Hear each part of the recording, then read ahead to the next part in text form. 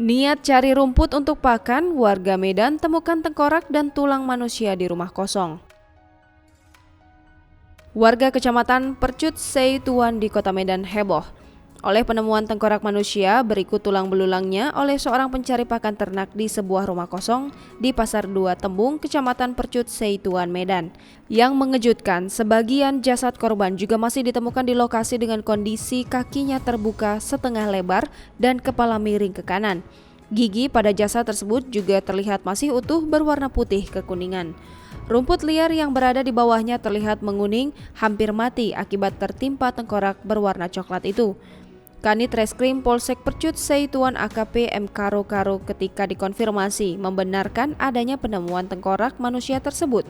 Ia menjelaskan penemuan mayat ini pertama kali diketahui oleh salah seorang pengembala sapi yang sedang mencari pakan untuk ternaknya.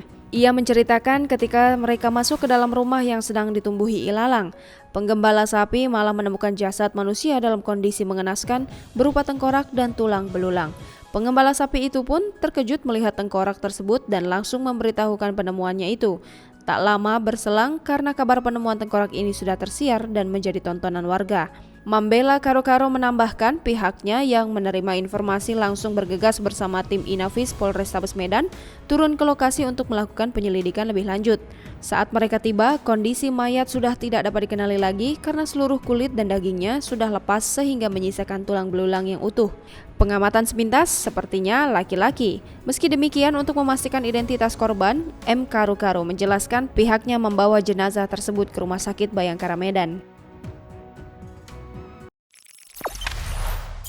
Jangan lupa subscribe, share, komen, dan like ya!